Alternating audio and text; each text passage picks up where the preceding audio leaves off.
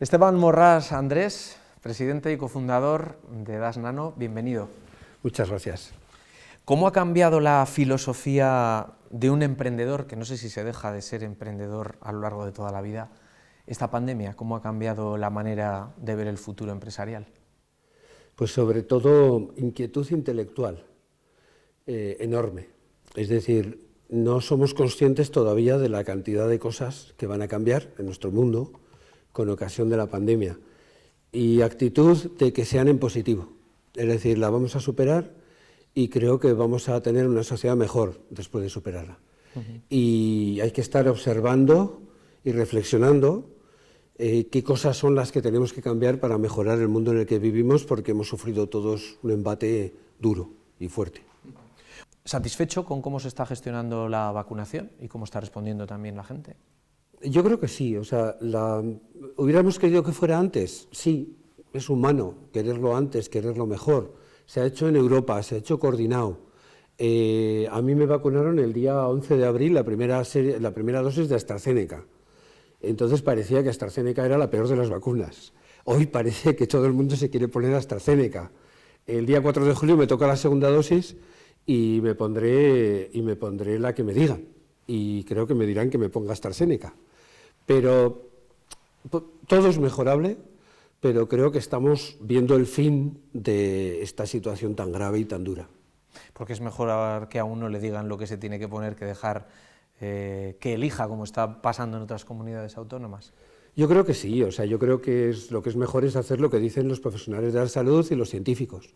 Claramente, ellos nos curan cuando estamos enfermos, nos están sacando de esta crisis y nos sacarán de las que vengan, porque desde luego había que seguir con los aplausos a los sanitarios, año y pico después, porque ellos siguen al pie del cañón intentando resolver todos los problemas que ha traído esta pandemia. Una pandemia que parece que desde el principio estamos mirando hacia China, miramos al principio, ahora miramos durante la pandemia, ahora parece que se vuelve a mirar porque no termina de encajar la versión oficial. La versión oficial es algo que se está construyendo constantemente. Esta pandemia vamos a saberlo todo de ella. ¿Por qué? Porque es algo que nos ha ocurrido a toda la humanidad a la vez. Y eso no ocurre muchas veces. Y tendremos que salir de ella toda la humanidad a la vez. Es decir, me preocupa mucho cuando se vacuna España, pero me preocupa mucho cuando se vacuna el mundo. Porque no vamos a salir de la pandemia sin un esfuerzo conjunto para vacunar a todos los ciudadanos del mundo, de los países más desfavorecidos, y salir toda la humanidad juntos de ello. ¿Cómo entramos? No lo sé, pero yo creo que las ciencias y los investigadores nos lo dirán. Y probablemente a veces... ¿Sabremos si salió de un mercado o salió de un laboratorio? Ya nos lo dirán quienes estén investigando sobre eso de buena fe. O sea, nos lo dirán. Yo no sé cuándo se sabrá, seguro. Y se sabrá a ciencia cierta. Y habrá mucha gente de buena fe y habrá otra gente que no tenga esa buena fe. Y habrá que combatirles. Pero ahora mismo los problemas hay que afrontarlos cuando vienen. Después de resolverlos, hay que reflexionar sobre el problema. Sobre las causas, sobre los comportamientos, sobre lo que hicimos bien, sobre lo que hicimos mal. En plena batalla, todos los esfuerzos tienen que estar en combatirlo y en erradicarlo. Decía yo antes que desde el principio hemos mirado a China, también en el durante, porque no teníamos siquiera material, porque no había mascarillas. ¿Este ha sido otro de los tirones de orejas que nos deja la pandemia? ¿Miramos demasiado a China? Sí, claro, y mandamos toda la producción a China y nos encontramos con problemas después de no tener esa producción donde la tenemos. Yo China conozco bien, es decir, nosotros ya en el año 2000 hicimos una joint venture con la compañía aeroespacial china para hacer turbinas eólicas. A mí me parece que China nos tiene que hacer a los demás espabilarnos, hacerlo mejor, ser más trabajadores, ser más intensos, ser más innovadores, producir más cosas en nuestro entorno local. Creo que China tiene que servirnos de estímulo. No le tenemos que tener ni miedo ni únicamente instalarnos en la crítica. Pensar en qué tenemos que hacer nosotros para ser tan preponderantes como éramos en el pasado, porque esa preponderancia en Europa la estamos perdiendo. A China hay que mirar también esperando tecnología de futuro o no? ¿O la tecnología ya la empezamos a tener cada vez más cerca? A China es claro que hay que mirar esperando tecnología del futuro. China genera más de, no sé exactamente, creo que son 1 millón de ingenieros informáticos al año. Lo que nosotros tenemos que mirar es cuánto aportamos nosotros.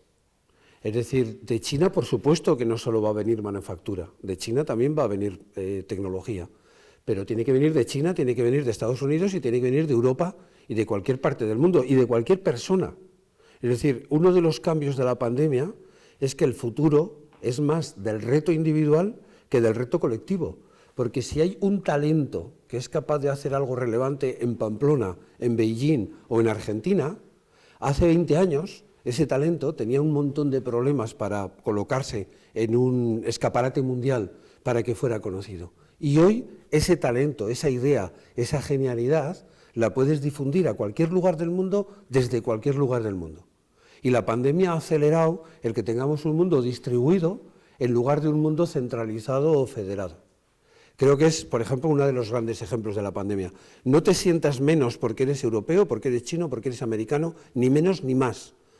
Reflexiona sobre las capacidades que tú tienes para aportar algo al mundo en el contexto que estás viviendo.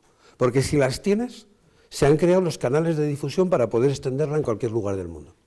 Sí, porque el talento está más cerca también de lo que nos pensamos. Solamente hay que buscarlo, captarlo y atraerlo de alguna manera, que no sé si cuando uno escucha hablar de la diáspora navarra eso le gusta o no. No, a mí lo que me gusta, yo siempre suelo decir que ese capítulo del diario Navarra, de los navarros en la diáspora, a mí me gustaría generar pronto una columna de los ciudadanos del mundo y de Navarra que retornan a nuestra tierra. Si somos una tierra muy buena generando talento y el talento se nos va, hacemos un negocio de tontos, tontos, tontos. Es decir, nos gastamos dinero en formarles bien, generamos talento del bueno, según la Fundación Cotec, en los años, que es la más prestigiosa de España, en los años 2020 y 2019, Navarra ha sido la primera comunidad autónoma de España, después de Madrid, que es un caso aparte, en generación de talento, pero claro, el negocio de generar talento, pagar la generación de talento, que luego vaya a hacer más ricas otras zonas del mundo y que nuestras familias no puedan convivir juntas porque aquí no les damos retos a los jóvenes para hacer cosas relevantes, es absolutamente estúpido. Entonces Navarra tiene que ser una tierra que retenga el talento que tiene y atraiga talento de fuera. Ese es el reto y en ese camino casi nunca nos parecerá lo que consigamos suficiente. Hoy estamos grabando esta entrevista en Das Nano, empresa de la que usted es presidente, una empresa dedicada a implementar esa nueva tecnología que ya no es tan nueva, que ya tenemos cuestiones ya muy concretas, dedicada fundamentalmente a la verificación digital, a la verificación facial, algo que ya nos hemos acostumbrado porque lo llevamos en un teléfono móvil, ¿no? Pero esto, ¿hacia dónde va? ¿Sabemos cuál va a ser la tecnología que nos va a acompañar? Como ahora que llevamos un ordenador en el bolsillo, ¿sabemos qué vamos a tener dentro de 20 años en el bolsillo? Exactamente esa pregunta que me hace Roberto no lo sé. Lo que sé es que el mundo tiene tecnología para mejorar muchísimo. Porque aquí el cambio drástico que produce Internet es bestial. Hace 50 años los que tenían acceso a la información más valiosa eran las élites. Las élites que iban a las universidades de prestigio, etc. Internet lo que ha hecho es poner la información a disposición de cualquier persona que tenga claro el investigar una idea, una necesidad o una solución. Y en la pandemia se han instalado los webinars, los vídeos, las conversaciones, y entonces ya ha habido otro cambio brutal, y es que todo el mundo tiene toda la información al acceso y se puede conectar con cualquier lugar del mundo que estén tratando de resolver la misma cuestión que tú. Porque es que te dan acceso, es que te metes en un debate abierto por un hospital de Los Ángeles para resolver una problemática que quieran resolver. Entonces, ese es un cambio brutal. Tenemos, sí, varias revoluciones tecnológicas a la vez, tenemos los datos, tenemos la nube, tenemos la computación cuántica, tenemos la inteligencia artificial, tenemos unas posibilidades de mejorar el mundo en el que vivimos enormemente y ya digo que es el reto individual. Es una época apasionante la que nos viene después de esta pandemia. Pero ¿sabemos realmente cómo nos va a cambiar la vida diaria. Ya no hablo de intentar llegar a Saturno, ¿no? Ya hemos llegado a Marte, no sé cuál va a ser el siguiente reto más allá del espacio, pero sí en la vida normal, en la vida familiar. ¿Sabemos la tecnología? Bueno, a ver, en la vida privada ya nos está cambiando todo el tema de la conectividad.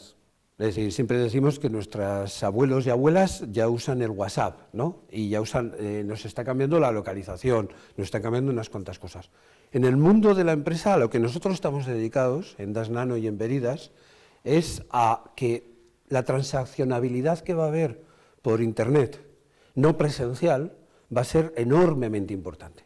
O sea, es decir, un señor mayor no necesita viajar con todos los inconvenientes que ese viaje le puede suponer para dar una fe de vida, para seguir cobrando una pensión. Un menor no debería poder jugar online en Internet. Un español que reside en el extranjero no debería tener que ir 3 veces al consulado para poder votar. Hay tecnología, que es de la que nosotros nos ocupamos, para verificar quién eres cuando transaccionas en el mundo de Internet. Y todos los que estamos aquí nos ocupamos de acreditar que tú eres tú, para gestionar tu cuenta bancaria, para poder en el futuro votar, para poder hacer desde tu ordenador una gestión en la que tendrías que hacer cola ante la administración pública. Todo eso ya está cambiando de forma sustancial. Ese es un cambio importante en nuestras vidas. ¿Cuánto de nuestra vida dedicamos a hacer gestiones presenciales que pudiéramos hacer de forma no presencial? ¿Cuál es la clave de que una gestión sea presencial? Que yo tengo que acreditar ante ti que soy yo.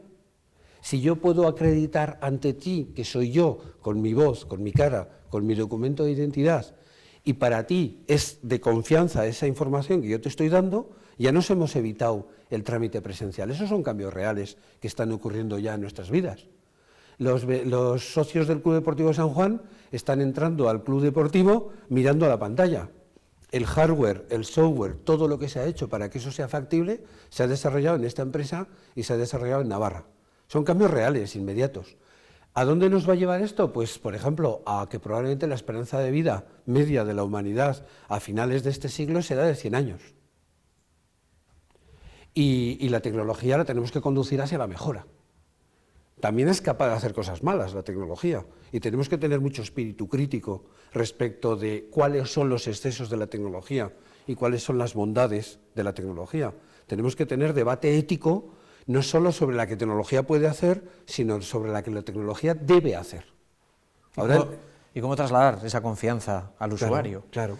Porque parece que sí, que la banca electrónica está funcionando, pero yo no sé si todos nos vamos a terminar creyendo que el día que uno va a votar hay que meter, y solamente si lo veo con mis ojos meto la papeleta en la urna, yo me creo que el resultado de esos comicios... Bueno, ahí has estado con el punto clave, Roberto. En Venezuela, el gran problema para resolver la cuestión de Venezuela es ahora tener un censo fiable. Porque si hay personas en Venezuela que tienen 20 credenciales de 20 personas muertas con las que votar, el resultado electoral puede estar ya predeterminado si el censo electoral sobre el que se basa no es fiable. Entonces, lo que tú dices, realmente el reto en el que nosotros estamos involucrados como empresa es transmitir al mundo de Internet el concepto de identidad real, no de identidad presunta. Es decir, si tú firmas como Roberto porque tienes las claves de Roberto, yo me tengo que creer que ha firmado Roberto, pero puede ser una persona que conocía tus claves. Si tú firmas con tu cara y con tu voz, y nosotros nos ocupamos de que nadie haya podido defraudar ni tu cara ni tu voz, yo tengo la garantía de que tú eres Roberto. Entonces, el factor biométrico es el factor inherente a la persona. Y nuestra labor está en que ese factor inherente a la persona, ese factor propio de la persona, se utilice sin copias y sin falsificaciones. Y en eso tenemos aquí un grupo de 150 personas, la mayor parte de ellos navarros, haciendo cosas absolutamente relevantes a escala mundial, reconocidos por instituciones de certificación mundiales, por ejemplo en los Estados Unidos. Y es el orgullo que tenemos que tener de decir, no somos los mejores del mundo, los navarros no somos los mejores del mundo. Ahora, yo la pregunta que le haría a los navarros es, ¿alguien tiene por qué ser, por nacimiento, mejor que nosotros? Yo creo que la respuesta es que no. Dependerá de nuestro esfuerzo, dependerá de nuestra capacidad de colaboración, dependerá de nuestro talento, trabajo, tecnología, que son los 3 lemas que potenciamos aquí como valores claves de esta empresa. Y te apunto también el tema de la formación, porque quienes ya empiezan a mirar a ese futuro del que yo hablaba y nos ponemos en el año 2030, empezamos a tener el conocimiento de que el 85% de los nuevos puestos de trabajo que se hayan generado para entonces, hoy no existen. Está claro. Bueno, nosotros hemos potenciado ahora un concepto para expresarlo, de albañiles digitales. Entonces, hoy existen albañiles que son capaces de construir edificios y existen arquitectos que son capaces de concebir nuevos sistemas de software, que es el gran producto mundial, es el software. Entonces, es un producto en el que para hacerlo hace falta tu inteligencia, tu preparación, tu ordenador y tu conexión a Internet. Y lo puedes hacer desde cualquier lugar del mundo. Y con una mente razonablemente estructurada, en 6 meses, una persona que las matemáticas las hiciera razonablemente bien en el colegio y que tenga la capacidad de readaptarse, en 6 meses puede tener una formación que le dé un trabajo en el que tenga un salario de 40.000 euros al año. ¿Por qué? Porque aprenderá a hacer una capacidad concreta en el campo digital. A partir de ahí, él querrá saber si quiere profundizar más en conocer otras capacidades concretas. Imagínate una persona que se especializa en hacer el front-end de aplicaciones de iOS o de Android, de determinadas aplicaciones o de desarrollos webs, ¿vale? Esa persona se prepara en 6 meses y encuentra un trabajo para hacer eso. Y a partir de ahí profundiza más o profundiza menos. Lo puede hacer mucho en régimen de teletrabajo, lo puede hacer en los sistemas de colaboración que definan entre la empresa y la persona que lo trabaja. Pero el mensaje es ese: se puede uno adaptar a ese mundo digital con 6 meses de preparación para hacer una cosa específica. Vale, ¿y esa formación dónde la tengo que hacer? Quienes nos estén viendo, oye, pues me gusta este tema, soy sensible a ello, me gustaría dedicarme. ¿A dónde se tienen que ir a formar ya pensando en eso? De lo pues que estamos hablando? Probablemente aquí, es decir, ahora nosotros estamos comprometidos con eso, estamos ahora trabajando con el Instituto Navarro de Empleo y hay además otras empresas del sector TIC de Navarra que también están trabajando con el sector de empleo en eso, pero el mensaje es puedes reciclarte, no es muy difícil. La inteligencia artificial es solo conocer un lenguaje de la lógica de la inteligencia artificial. Se basa en que los problemas se resuelven con datos y se resuelven con patrones para aplicar esos datos y se resuelven con lógica. Es decir, tomar decisiones basadas en los datos que tenemos para tomar esa decisión y tratadas con el algoritmo que tiene la mejor lógica para trabajar esos datos. Y cualquiera de nosotros se puede incorporar a ese mundo de la tecnología de la inteligencia artificial aprendiendo un nicho concreto, con el que ya le pagan un salario. A partir de ahí puede aprender todo lo que quiera. Entonces, quitemos mitos, quitemos miedos, es fácil el hacerlo, es cuestión de propósito. Aquí hay gente que hacemos inteligencia artificial, las administraciones se están sensibilizando de eso y va a haber cursos de formación de forma constante realizados por las empresas navarras y por las instituciones públicas navarras para que una persona se pase al mundo digital desde cualquier otra labor que estuviera haciendo en el pasado. Solamente hay que tener unos pocos elementos para formarse y saber cuáles son y formarse con ellos. ¿Y habilidades?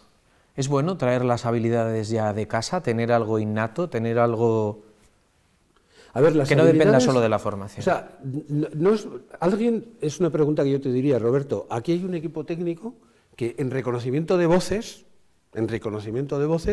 está ahora participando en un challenge que organiza el National Institute of Standard and Technology de Estados Unidos, y en ese challenge vamos en la 5ª posición, en estos momentos.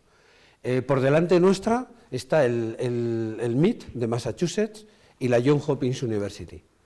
El año pasado, en un challenge que hubo durante el confinamiento a nivel mundial, quedamos segundos del mundo. ¿Tú crees que los navarros tenemos alguna predisposición especial para hacer los algoritmos que detecten el reconocimiento de voces como para quedar segundos en el mundo en un challenge mundial de reconocimiento de voces, que somos capaces de reconocer una voz en 3 segundos? Sencillamente hemos cogido las herramientas que posibilitan hacer eso y las hemos desplegado en un entorno y en una empresa que se está planteando esos retos. Es decir, en Navarra tenemos muy buena formación, reconocido por COTEC. Vamos a adaptarlo, vamos a utilizar estas herramientas y vamos a ser actores de la revolución que viene en el futuro y no solo espectadores o consumidores. Pero, Esteban, ¿por qué hay un alto porcentaje de empresas que tiene tantos problemas para encontrar los perfiles que necesita? Pues la gente se va a adaptar a esos perfiles. La gente, yo creo que es un tema de comunicación. Yo soy empresa, necesito estos perfiles, yo me estoy preparando para mi futuro profesional, quiero saber qué perfiles necesitas tú para prepararme yo. Es decir, hay modelos de empresas americanas que están cogiendo a personas, le están dando un curso de formación y le buscan trabajo al terminar el curso de formación. Y la empresa que le ha dado la formación solo cobra con el excedente del salario que tenga esa persona a la que le encuentran trabajo. Es decir, hay una reacción de la gente inteligente que dice, si conozco estas herramientas, voy a tener trabajo. Nosotros vamos a decir cuáles son esas herramientas y vamos a ayudar a formar a los profesionales nuevos en esas herramientas. Entonces, pero eso va a pasar en sociedades que sean más dinámicas, en las que haya ejemplos interesantes y en las que haya comunicación entre las partes. Yo creo que aquí está empezando a pasar. Nosotros, desde luego, nos estamos empeñando a tope en que pase. ¿Qué cualidades busca en una persona que podría encajar en el equipo? Bueno, nosotros siempre lo decimos lo mismo, actitud, con C. Es decir, la cualidad, la actitud. ¿Por qué? Porque las aptitudes es fácil cogerlas y es fácil hacerlas crecer dentro de la empresa. ¿Cuál es la actitud? La actitud es los valores, es decir, valor de cada día voy a ser mejor, no voy a dar las cosas por supuestas, voy a investigar respecto de ellas, me voy a poner en contacto con cualquier profesional del mundo que esté haciendo la misma tarea que yo. Nosotros hicimos aquí la mejor empresa del mundo de energías renovables. La energía renovable es muy importante. Nació de aquí, solamente tenía esos valores de trabajo, esas capacidades. O sea, son cosas que todos podemos pensar cuáles son las importantes solamente si nos ponemos a reflexionar sobre ellas. Entonces, y recalco un poco, es actitud. Las aptitudes se consiguen. Y en el mundo de hoy se consiguen infinitamente más rápido que en el mundo del pasado e infinitamente más rápido que antes de la pandemia. Porque una de las cosas que ha traído la pandemia es esa capacidad de conectividad en el mundo absolutamente incrementada para que seamos capaces de coger las aptitudes con P que necesitamos para hacer un trabajo concreto. Estamos constantemente, de alguna manera, o en mi imaginación, están los más jóvenes, pero ¿y los niños? Porque claro, de aquí a 2030 quedan todavía unos, van a pasar de niños a adolescentes. Estamos absolutamente implicados en que esa es la clave. Es decir, la inteligencia artificial es un lenguaje y los lenguajes se tienen que aprender cuanto antes mejor. ¿Por qué? Porque los hablas con mucho más fluidez. Por tanto, entre 5 empresas navarras, más la Fundación Industrial Navarra, más el Gobierno de Navarra, estamos absolutamente comprometidos en la Fundación Lucía en enseñarles a los niños y a las niñas de los colegios cuál es el lenguaje de la inteligencia artificial. De hecho, ahora estamos completando un proyecto conjuntamente con el Departamento de Educación del Gobierno de Navarra para conseguir cuanto antes crear la Semana de la Inteligencia Artificial, lo mismo que se hace la Semana Verde, que está muy bien, la Semana Azul, que también está muy bien, y la Semana Blanca, que también está muy bien, pero las tres son para el cuerpo. Vamos a hacer una semana para la mente, vamos a hacer una semana de la inteligencia artificial. ¿Para qué? Para que todos los niños sepan cuáles son los instrumentos con los que ellos pueden comenzar a dominar el lenguaje de la inteligencia artificial. Eso lo hicimos durante el confinamiento y hubo 2 niños del Liceo Monjardín de 15 años que hicieron un programa relevante a nivel mundial para detectar perfiles falsos de Instagram. En ese trabajo vamos a seguir absolutamente profundizando porque el eco que estamos teniendo de profesores, de niños, de niñas y nuestro, de mentores, está siendo fantástico. Vamos a acabar destacando. Después de conocer su trayectoria, después de ver cómo se ha gestionado esta pandemia, después de ver cuál es el futuro más inmediato que tenemos, ¿tiene España que cambiar su modelo productivo? Sí, claro que tiene que cambiarlo, en esta entrevista hemos estado hablando del software, un elemento de dedicación de personas espectacular. Europa, España está muy marcada ya en el contexto europeo. Europa en los últimos 20 años se ha dejado ganar montones de batallas por China y por Estados Unidos. Y somos la región del mundo más equilibrada, somos donde hay más justicia social, somos donde hay más dedicación a las personas menos favorecidas, pero estamos perdiendo las batallas de la innovación contra China y contra Estados Unidos. Y el arma para dejar de perderlas esencialmente es el software. Y las personas que pueden reconducirse a hacerlo, lo pueden hacer, porque cuando ves a un compañero que ha cogido esa herramienta y ha hecho algo relevante a nivel internacional, la primera reflexión que tienes que tener es: yo también soy capaz de hacerlo, porque lo ha hecho mi compañero de pupitre. Si lo ha hecho él, ¿por qué? Si nosotros hemos quedado segundos del mundo en reconocimiento de voz utilizando unas herramientas determinadas, ¿por qué tú te vas a plantear que no eres capaz? Lo que tienes que hacer es conectarte con cuáles son esos instrumentos de reforma del futuro. Entonces, el mundo lo está cambiando absolutamente de clave la tecnología, y la están liderando China y Estados Unidos, el mundo de la inteligencia artificial. Y Europa tiene más conocimiento, más igualdad social, pero tenemos que espabilarnos. Tenemos que pensar en qué puedo hacer yo por el mundo y no pensar en los miles de problemas teóricos que el mundo me puede poner para no ser capaz yo de desplegar mis capacidades. No hay nada mejor para seguir creciendo que tener tantos retos por delante, cosa que me alegro con 63, con AstraZeneca y con 2.